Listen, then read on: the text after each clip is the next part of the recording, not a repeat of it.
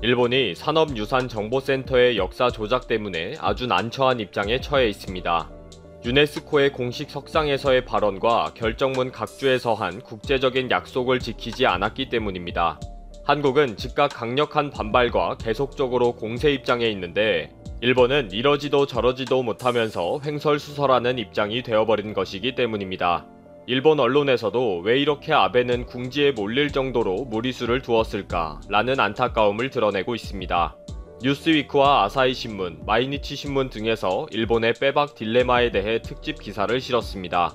뉴스위크 일본어판 7월 27일자에 민족주의를 자극하는 군함도의 세계유산으로서의 무거운 책임감이라는 제목의 특집 기사가 실렸습니다.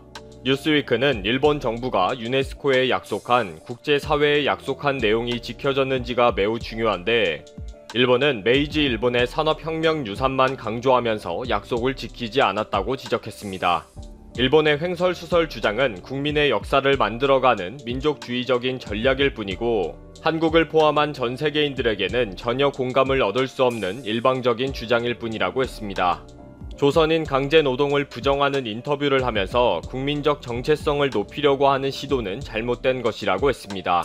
마지막으로 이번 세계유산 사태로 일본의 역사인식에는 심각한 문제가 있다는 것을 공식적으로 확인하게 된 것이나 마찬가지라고 결론을 내렸습니다. 쉽게 말을 하자면 일본의 엉터리 역사인식과 조작은 전 세계인의 공감을 얻을 수 없는 심각한 문제이다 라는 것입니다. 군함도에 관한 일본만의 논리가 어디에서도 인정받지 못하는 자뻑 민주주의적 궤변이라는 것입니다. 결과적으로 일본의 이번 군함도 역사 왜곡은 국제사회에 행한 약속을 우습게 알고 계속 거짓말을 하는 일본의 모습만 보여주고 있다고 지적하는 것입니다. 이 뉴스위크 기사가 야후 재팬에 올라오자마자 일본 네티즌들은 모르면 말을 말아라, 직접 와서 취재를 해라, 하나 마음에 들지 않는다, 다른 나라의 주장들만으로 구성된 기사이다, 일본의 증언자들을 취재해라, 있지도 않은 문제를 멋대로 조작해서 상대방을 불쾌하게 만드는 사람이다, 지겹다, 나는 이런 사람과 가까이 하고 싶지 않다, 빙빙 돌려 말하지만 결국 차별과 강제징용이 있었다고 말하고 싶은 거지, 그러니까 증거가 없잖아, 설명 책임을 왜 일본이 지는가, 증거를 내놓아라 등 횡설수설하는 댓글들이 이어졌습니다. 일본인들도 이번 산업유산정보센터를 변호하는 논리가 갈수록 횡설수설할 정도로 아베 정부와 함께 빼박 딜레마에 빠져 있다는 것이 눈에 훤하게 보일 정도로 댓글이 오락가락하고 있습니다. 27일 뉴스위크의 특집 기사 하루 전인 26일에는 마이니치 신문도 특집 기사를 실었습니다. 마이니치 신문도 26일자 기사에서 왜 유감일까 산업유산정보센터에 가봤다 라는 글을 통해 아주 난처하게 꼬여버린 원인은 일본에 있다 라고 안타까워했습니다. 기자가 직접 정보센터에 가서 센터장의 해명을 직접 듣고 구석구석 둘러보면서 심각한 문제를 봤다는 것입니다. 일본이 아주 아슬아슬하게 역사적 사실을 숨기는 애매모호한 설명과 자료를 보면서 불편함을 느꼈다고 했습니다. 조선인 사망자 등 구체적으로 조선인들의 노동에 대한 자료가 없는지를 물었지만 센터장은 사망자는 없고 일부 다친 사람들이 있었을 뿐이다 라는 식으로 얼버무린 것이 불편했다고 했습니다. 그러면서 대만인의 월급 봉투를 노골적으로 전시해 놓은 것도 부자연스러웠는데 결국 숨기고 싶은 것은 숨기고 노출하고 싶은 것은 노출하는 선별적인 전시 의도를 보게 되었다고 했습니다. 그리고 군함도에서 노동자들이 부족하게 되면서 급히 조선인들을 강제징용했던 역사적인 스토리에 대한 배경도 찾아볼 수가 없었고 오로지 자랑하고 싶은 것만 전시되어 있는 모습이었다면서 찜찜한 느낌을 가졌다고 했습니다. 결론적으로 한국에 반박해야 한다는 집단 심리가 너무 강해서 본래의 생각과는 다르게 너무 많이 나가버린 전시가 된 것은 아닐까, 그렇다면 정말 유감이다 라며 기사를 맺었습니다. 마이니치 신문도 왜 이렇게 뻔한 거짓말을 하면서 대외적인 약속을 거짓말과 변명으로 일관하는 일본의 처지가 안타깝다는 것입니다. 사실 이전에 이미 아사히 신문도 이 문제를 사설에서 다루었습니다. 아사히 신문은 7월 9일 사설을 통해 국가로서 대외적인 약속을 성실히 지키지 않는 일본은 국제적인 신뢰를 무너뜨렸다는 내용을 실었습니다. 이미 군함도에서의 조선인 출신 강제징용자들이 노무 동원의 폭력까지 있었고 가혹한 노동을 강요했다는 것은 일본 정부의 공식 문서에서도 발견되었고 일본의 재판에서도 피해 사실이 인정되고 있다고 지적합니다. 그럼에도 불구하고 일본 정부는 정치적인 의도로 진실을 숨기면서 눈부신 산업화만 소개하면서 부정적인 측면을 숨기고 있다고 지적했습니다.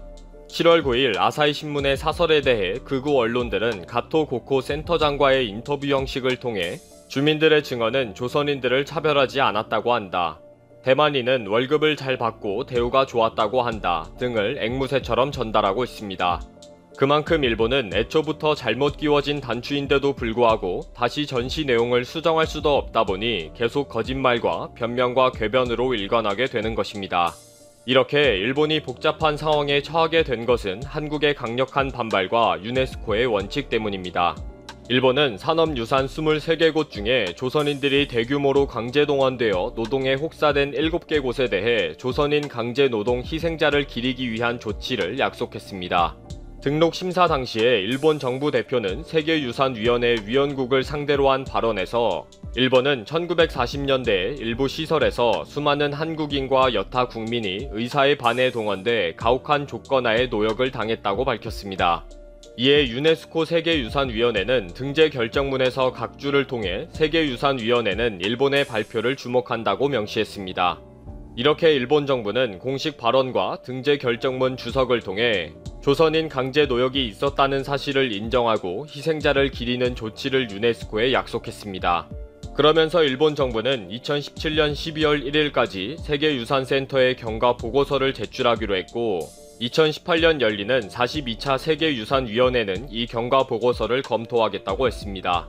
그러나 일본이 42차에 제출한 이행 경과 보고서는 워낙 횡설수설하는 엉터리였기 때문에 세계유산위원회는 세계유산으로 등재될 당시 각 시설의 전체 역사를 이해할 수 있는 해석 전략을 마련할 것을 권고한 2015년 결정문을 상기하며 그것을 충실히 이행할 것을 촉구한다. 다시 이행 경과 보고서를 2019년 12월 1일까지 세계유산센터에 제출할 것을 일본 측에 요구하고 2020년 44차 세계위원회 회의에서 심사하겠다고 했습니다.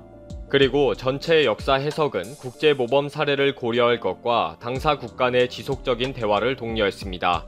여기에서 전체 역사라 함은 징용 희생자를 포함한 어두운 역사도 소개하라는 것이며 분명히 일본도 그렇게 하겠다고 공식적으로 약속을 했기 때문에 반드시 지키라는 것입니다.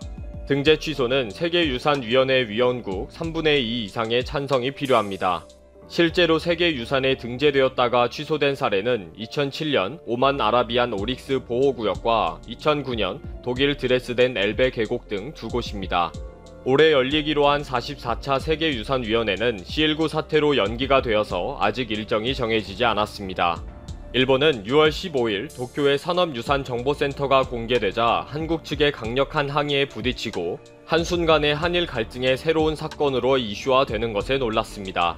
그리고 며칠 지나지 않은 지난 6월 22일 강경화 외무장관이 유네스코 사무총장 오드레 아줄레에게 나가사키현 구남도를 비롯한 세계문화유산의 등록 취소를 요청하는 서한을 보냈습니다. 이러한 한국 측의 강경 대응에 일본은 허둥지둥 반격에 나서고는 있는데 앞뒤가 전혀 맞지 않는 말을 할 수밖에 없게 되었습니다. 또 반일 공세를 하고 있다면서 한국 정부의 내부 사정 때문이라고 폄하하기에 급급했습니다. 그러면서 북한과의 통일을 위해 상당한 자금이 필요한데 그 자금을 일본에게 도움을 받기 위해 이런 반일 공세로 일본이 현금으로 협의하기를 원하고 있다. 정권의 실정에 대한 여론을 호도하기 위해 한국 국민들의 눈을 가리기 위해 반일 선동으로 군함도에 시비를 걸고 있다. 일본은 미국과 유럽 국가와의 협력 강화가 중요하기 때문에 한국에서 무슨 말을 해도 감정적으로 반응하지 말고 계속 무시를 하면 된다. 라는 등의 행설수설을 하고 있습니다. 일본 측의 합리화 논리가 갈수록 말이 안 되는 상황에 몰리게 된 것입니다. 박양우 문화체육관광부 장관이 일본 군함도 등의 세계유산 지정 취소를 공식 요구하는 서한을 유네스코에 보내기로 했다는 소식은 일본에 대대적으로 보도가 되었습니다. 일본의 시민단체들도 일본은 국제사회의 한 약속을 지켜야 한다 라고 촉구하면서 아베는 일본의 침략 전쟁과 식민지 지배 사실을 인정하지 않으면서 일본 역사를 날조하는 정권이라고 비난했습니다.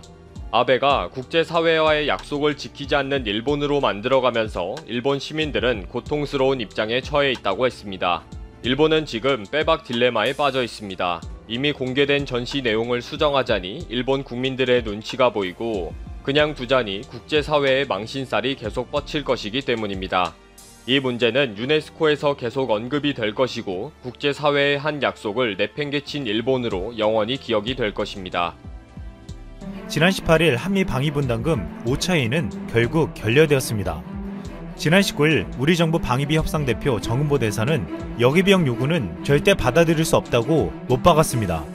미국은 그동안 협상에서 5배나 많은 방위분담금을 요구하면서 한반도 밖에 미군에 드는 비용, 이른바 여기비용까지 요구했다는 것입니다. 제임스 드하트 미국 측 대표는 미국이 한국을 지키기 위해 주한미군 순환 배치나 훈련과 장비, 수송 등에 돈을 쓰고 있다며 이 또한 한국이 나눠내야 한다고 주장한 바 있습니다. 미국은 방위비 협정이 규정한 용처 3개 항목 외에 대비태세라는 항목을 신설해 이 비용까지 물리려고 시도했습니다. 하지만 우리 측은 단호히 거절하며 한국 정부가 수용 가능한 범위의 기준선은 28년간 유지해온 방위분담금 특별협정 틀이라는 것을 강조하고 싶다고 대응했습니다. 우리 측과 미국이 의견을 모은 것은 현재 1년씩인 방위분담금 특별협정을 단연제로 늘려야 한다는 것 뿐이었습니다. 우리 측의 완강한 태도에 미국 측 드하트 대표는 50억 달러에 대해 현재 집중하고 있는 숫자가 아니다 라고 말했습니다. 지금 미국은 금액을 올리는 것보다 새로운 항목을 만들어 비용을 요구하려는 전략을 쓰고 있습니다. 이에 신범철 아산정책연구원 안보통일센터장은 총액은 내리겠지만 새로운 비용 항목은 반드시 들어간다는 미국의 의지라고 분석했고, 드하트의 목표는 일본이나 독일 등에 적용될 수 있는 방위비 협상의 롤모델을 만드는 것이라고 했습니다. 지금 한국은 동맹국들을 대상으로 방위비 인상 압박에 나선 트럼프의 첫 37대 앤드루 존슨 대통령과 42대 빌 클린턴 대통령은 상원 부결로 위기를 모면했습니다. 37대 리처드 닉슨 대통령은 잦은 사태로 탄핵을 피했습니다. 하지만 당시 여당은 다음 대선에서 모두 패배했습니다. 지금 미국 내에서는 트럼프에 대한 여론이 갈리기 때문에 아직은 섣불리 단정하기는 힘든 상황입니다. 결국 트럼프는 한국의 강력한 방위비 인상 카드를 꺼내들었지만 미국 내에서 탄핵으로 흔들리고 있고 내년 재선도 장담하기는 힘든 상황이 되고 있습니다. 또한 세계 안보 갈등이 점점 심화되고 있기에 한국과의 동맹에 균열이 생기는 것을 놔두기는 쉽지 않아 보이고 있습니다.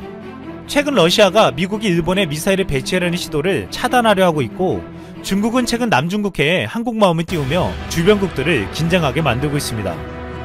또한 한국과 협상이 끝나면 일본과 나토와 협상을 하는 등 쉽지 않은 과정이 남아있습니다. 최근 미국의 한 기관이 한 여론조사에서 한국인 10명 가운데 9명은 한미 동맹은 지지하지만 그보다 많은 94%는 미국이 요구하는 방위비 분담금 증액에 반대하는 것으로 나타났습니다. 미국 여론조사 전문 싱크탱크인 시카고 국제문제협의회는 지난 16일 현재 진행 중인 한미 방위비 분담금 협상에 넷 중 1명은 한국이 미국의 요구를 거절해야 한다고 답했고, 68%는 미국이 제시한 47억 달러보다 적은 수준에서 협상해야 한다고 응답했습니다. 미국은 지금 새로운 항목들을 만들며 방위비를 올리려고 무리한 시도를 하고 있지만 우리 국민과 정부는 단호하게 거절하며 당당히 협상하고 있습니다. 미국이 돈을 올려달라고 하면서 하는 얘기가 있습니다. 어차피 그게 다 한국에 쓸 돈이라는 것입니다. 그래서 일각에서 그게 사실이라면 온누리 상품권으로 지급하자고 말하고 있습니다.